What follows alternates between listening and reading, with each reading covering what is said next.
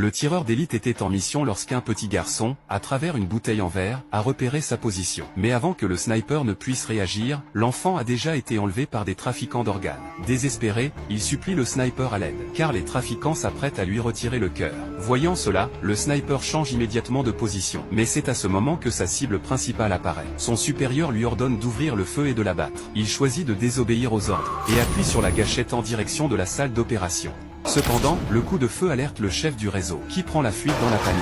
Peu après, les forces spéciales prennent d'assaut le repère criminel, et capturent tous les trafiquants. Finalement, le sniper sauve le petit garçon, mais laisse filer la cible. Ce qu'il ignore encore, c'est que ce choix va bouleverser toute sa vie. Des années plus tard, le garçon, formé par l'homme sans relâche, devient le meilleur tireur d'élite. Il reçoit sa première mission, éliminer le chef du réseau criminel de 20 ans auparavant. Mais avant même le début de l'opération, ses coéquipiers tombent dans une embuscade, et il se retrouve repéré par un sniper ennemi. Ses équipements de communication perdent le signal. Son instructeur lui ordonne de battre en retraite immédiatement, mais il refuse et décide de continuer la mission. Il lève une casquette pour confirmer la position de l'ennemi, puis tire une balle précise et fatale. Le signal est rapidement rétabli. Il élimine tous les ennemis à lui seul, mais le chef abattu n'était qu'un leurre. En fouillant les lieux, il découvre par hasard un ordinateur, révélant que son propre maître est un agent infiltré. Le commandant, choqué, lui ordonne de déposer ses armes. Mais une femme, découvrant l'infiltré, tente d'éliminer les témoins. Un conflit éclate immédiatement au sein du poste de commandement. Il s'avère que cette femme est aussi une orpheline sauvée autrefois par le maître. Elle refuse de croire qu'il soit un traître. Elle tire sur ses anciens camarades,